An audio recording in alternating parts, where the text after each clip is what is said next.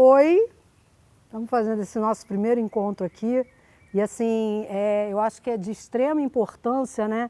Já que a gente vai estar começando um canal e um canal tem o objetivo de ser um meio de comunicação onde eu vou estar abrindo um espaço de troca, né, com vocês.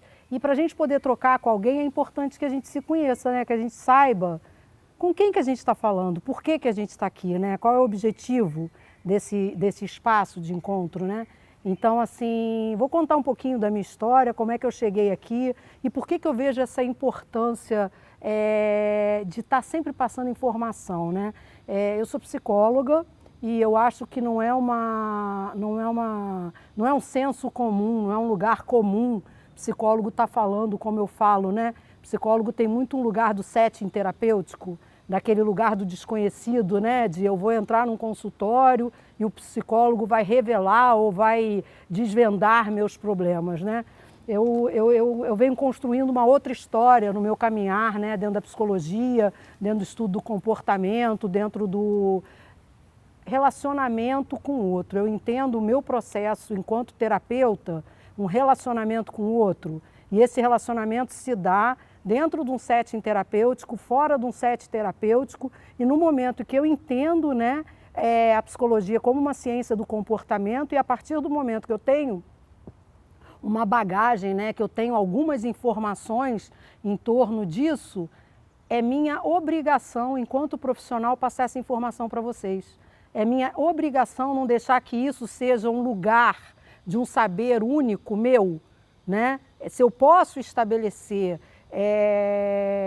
promoção de saúde, se eu posso estabelecer uma consciência maior em você que está junto comigo, que está caminhando comigo como paciente, como familiar de um paciente, ou como que está aqui chegando no meu canal e quer entender o que está acontecendo, é uma obrigação minha profissional fazer isso.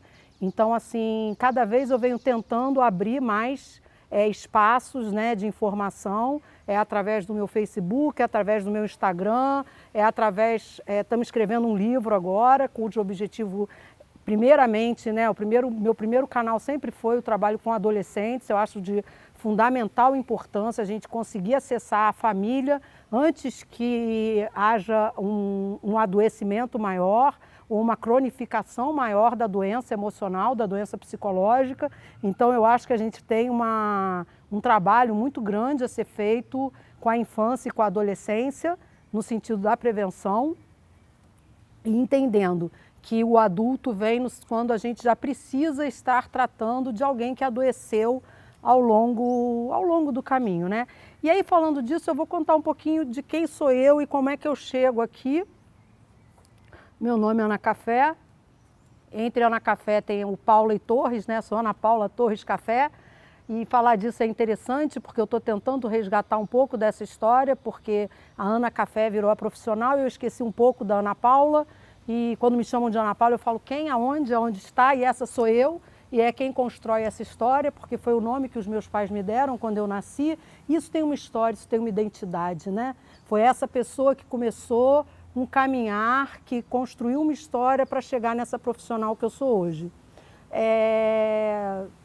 Venho de uma família brasileira, nata. Eu falo que eu não tenho a menor possibilidade de tirar passaporte europeu, não tenho a menor possibilidade, assim, minha segunda cidadania seria nordestina, né? Sou uma nordestina nata, convicta, e aí as pessoas não entendem porque quando eu falo assim, a gente está com um instituto, né? A gente está montando um instituto e o nome desse instituto, a priori, é Mãe Capitulina, e as pessoas falam, por que Mãe Capitulina? É o nome da minha tataravó, e que foi uma mulher de muita fibra, de muita garra, uma mulher que pegou os filhos no Nordeste, levou para a capital e falou, todos os meus filhos vão ser doutores. E todos os filhos foram doutores. Ela saiu lá do sertão nordestino, convivia com Lampião e Maria Bonita, e aí eu entendo um pouco o que é esse fogo que eu trago nas ventas, quem é essa pessoa que sai de um sertão nordestino e vem para o Rio de Janeiro, né, construir uma história, neta de médicos, né, aí a saúde, quando essa tataravó, né, disse que todos os filhos dela seriam doutores. Meu avô foi doutor, foi um grande médico, me ensinou muito, né, sobre a importância do cuidar do outro, do tratar do outro com dignidade. Meu avô nunca valorizou pesquisa, nunca valorizou estatística. Meu avô valorizou sempre o ser humano e tratar o ser humano com dignidade, promover saúde para aquela pessoa. Trabalhou a vida inteira numa clínica em Duque de Caxias, atendendo a população. E foi lá que eu comecei a atender, foi lá que eu comecei a trabalhar e foi lá que eu entendi a importância de me conectar, não com o que eu tinha como expectativa como psicóloga, mas o que o outro tinha como expectativa quando me procurava. O anseio do outro pelo tratamento, pela cura, pela recuperação. Eu sou um instrumento daquela pessoa que me procura. Não é ele que é um instrumento da minha pesquisa ou da minha tese de mestrado ou de doutorado. Isso para mim é fundamental, porque, voltando para a minha história, né, eu sei o que é dor emocional, eu passei por muita dor emocional, eu venho dessa família forte, dessa família guerreira, dessa família que desbrava, né, que abre caminhos.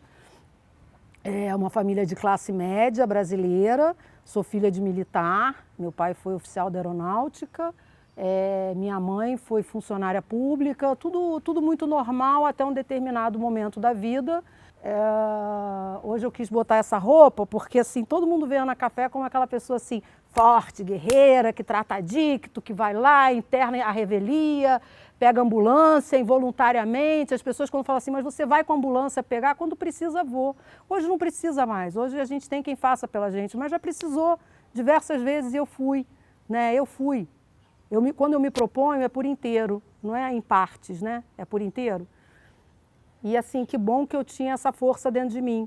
Mas dentro de mim também tem uma menina, que foi uma criança, e que eu acredito que eu só consigo fazer tudo o que eu faço porque essa menina sonhou muito, porque essa menina teve muitos sonhos, e essa menina ainda vive dentro de mim. Eu ainda sonho, eu ainda tenho muitos ideais, eu ainda sonho com um mundo leve, assim, com um mundo de bem-estar, com um mundo de...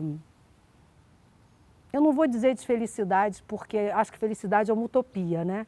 Mas com um mundo onde as pessoas encontrem uma forma de viver satisfatória, apesar dos problemas, apesar das dores, apesar dos desastres que a gente não espera que aconteçam na nossa vida, né? Mas que a gente entenda que existe uma força maior dentro da gente que faz com que a gente persevere, com que a gente continue, com que a gente vá em frente.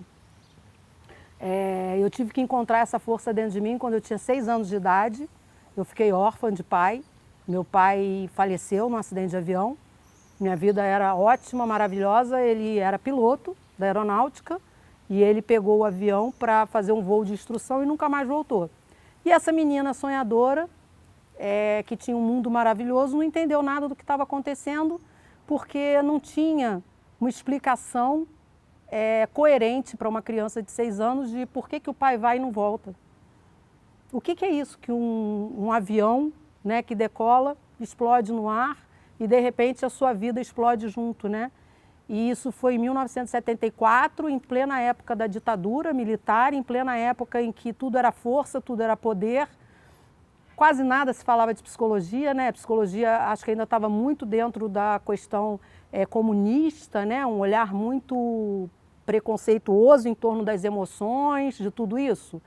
E nunca me foi autorizado, nunca foi procurado, nunca foi proposto um apoio psicológico para essa família que entrou em tanto sofrimento. Era eu, minha mãe e meu irmão. Minha mãe adoeceu muito de depressão, né? Ela tinha 28 anos, ficou viúva com 2 filhos, um de 6 e outro de 4 anos. E eu comecei a adoecer emocionalmente sem saber que aquilo lá era emoção. Eu não sabia o que era. Eu sofria, mas eu não sabia por que eu sofria. Eu tinha dor emocional, mas eu não sabia o que era dor emocional. Eu brigava com Deus e eu não sabia por que eu estava brigando com Deus. Eu travei um duelo enorme, né, por não entender quem é esse Deus amoroso, esse Deus bondoso que as pessoas pintam para a gente e que tira o pai de uma criança de 6 anos de idade e que leva embora o pai de uma criança de 6 anos de idade. Fiquei perdida por muitos anos. Fiquei desorientada por muitos anos procurando respostas. Hoje, quando eu vejo um paciente dizendo para mim, Ana, a dor é indescritível, eu falo assim, não precisa descrever não, eu sei como ela é. Eu entendo a tua dor. Porque tinha vezes que eu me arrastava pela parede, que nem sabe, uma lagarta que vai correndo assim?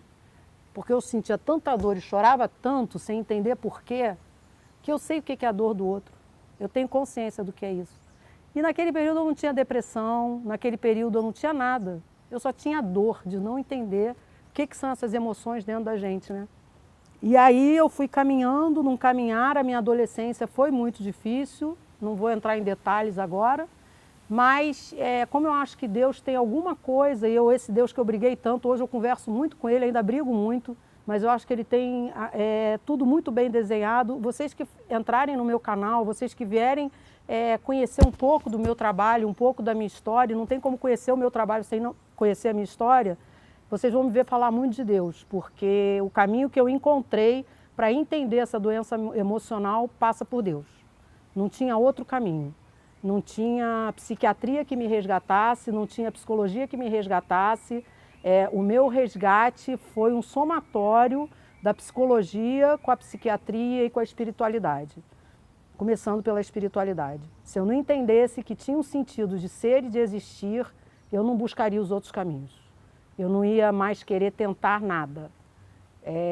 E aí, em algum momento, esse Deus entra no meu caminho, entra na minha vida, e eu fazendo vestibular para medicina, né? Porque tinha uma coisa de seguir aquela carreira que era do meu avô, que era o meu ideal, que era o meu mito, que era o meu exemplo, que era o meu tudo, né? E aí, de repente, me pinta um grande medo de fazer medicina, por perceber uma grande inabilidade de lidar com a minha impotência perante a morte.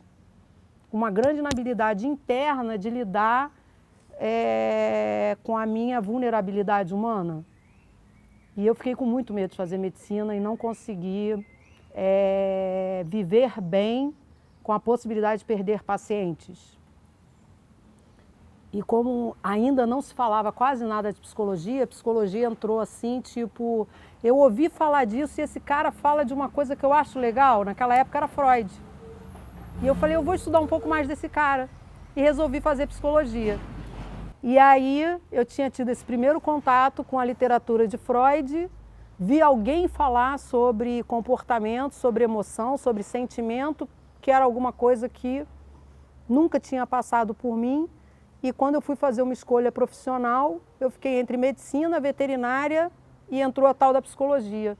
Eu quero conhecer isso, eu vou experimentar isso. Com 18 aninhos, gente, eu não sabia o que eu queria da minha vida. E aí a minha mãe disse para mim assim, mas você tá maluca, essa profissão de... Mas eu sou teimosa, eu sou filha daquela tataravó lá. Eu falei, não, mas eu quero ver o que é isso aí. E eu fui e eu me encontrei ali, porque eu entendi muita coisa que eu não entendi, eu comecei a entender, e aí eu comecei a buscar, né? E aí eu comecei a entender a importância de revelar tudo que estava dentro de mim, toda essa história que estava assim, sabe? Um bolo doido, uma cama de gato. E aí começou por mim, porque aí quando eu começo a faculdade, eu vejo a importância de eu buscar um processo terapêutico. E aí eu entendi que, primeiramente, eu tinha que entender a minha história. Porque se eu não entendesse a minha história, eu jamais ia conseguir entender a do outro. Se eu não desfizesse esses nós emocionais que estavam dentro de mim, como é que eu ia conseguir lidar com o nó do outro, né? E aí, com a ajuda também de uma chefe que eu tinha, eu comecei a fazer análise e foi quando eu encontrei a Ana. Foi quando eu encontrei a Ana. E ali eu tive certeza que em 20 anos de vida eu não sabia quem era a Ana. Eu nasci, mas eu não tinha nascido. Eu tinha uma identidade, que era Ana Paula, que foi a identidade que meus pais me deram, mas eu não tinha uma identidade. Se eu continuasse daquele jeito, eu ia ser o que queriam de mim. Eu nunca ia ser quem eu era, né? E a psicologia me deu a possibilidade de ser, de ter a posse, né? Tomar posse de mim. Não é ter materialmente, não. é ter emocionalmente, espiritualmente. Eu começo a tomar posse de quem eu sou. Bom, mal, normal, anormal, equilibrada, desequilibrada, porque a gente é tudo isso. A gente é essencialmente bipolar, a gente é inerentemente instável, né? Essa coisa da estabilidade é algum lugar que não existe. Tudo que é muito estável quebra. E eu consegui me aceitar desse jeito, eu consegui me acolher carinhosamente, amorosamente. E a partir desse momento que eu começo a me acolher carinhosamente, amorosamente, eu começo a acolher outras pessoas carinhosamente e amorosamente. Eu começo a entender a importância de não estar sentada numa sala para receber um paciente e dizer: bom dia, como eu posso te ajudar? É receber alguém com um abraço, é receber alguém com afeto, porque ninguém chega na porta de um consultório sem dor. Ninguém chega se não for, talvez, a última porta que está tentando. O preconceito em torno da psicologia e da psiquiatria ainda é muito grande. E quando a pessoa chega lá é porque ela já tentou todas as outras saídas. E todas as outras.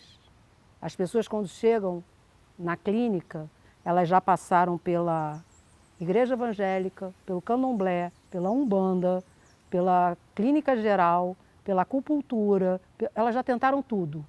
Aí por último elas pensam no psicólogo. Porque a gente ainda vive numa sociedade muito preconceituosa com relação às emoções. Uma sociedade que ainda não entendeu que nós somos emoção em cima de duas pernas, encoberta por carne, pele, mas nós somos só emoções. Então, assim, eu acho que é de fundamental importância eu, para abrir esse canal, dizer de onde eu venho, né? Que eu não estou aqui contando história que eu aprendi em livro, que eu não estou aqui para contar para vocês uma história que eu não sei o que você está vivendo, que eu não sei o que você está sentindo. Eu estudei, né? E estou aqui para repetir o que os livros falam. Não, eu não tenho nada para repetir para vocês. A gente vai dividir. A gente vai dividir e vai compartilhar. A tua dor é a minha dor. O teu renascimento é o meu renascimento. A gente está junto nessa história. Foi assim que eu entendi, foi assim que eu aprendi. Junto a gente é mais, junto a gente é mais forte. Vamos junto nesse canal? Vamos crescer junto. Mais um pouquinho. Obrigada.